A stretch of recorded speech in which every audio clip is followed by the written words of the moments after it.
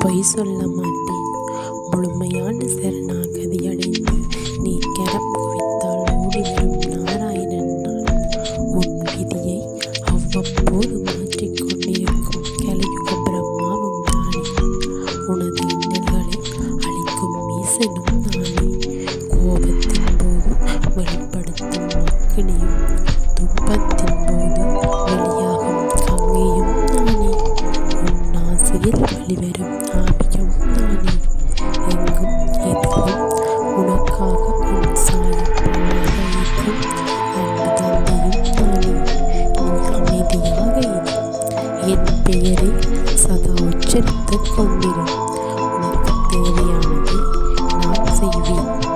கடைசி வரை உன்னுடன் இருந்து உன்னையும் உன் குடும்பம்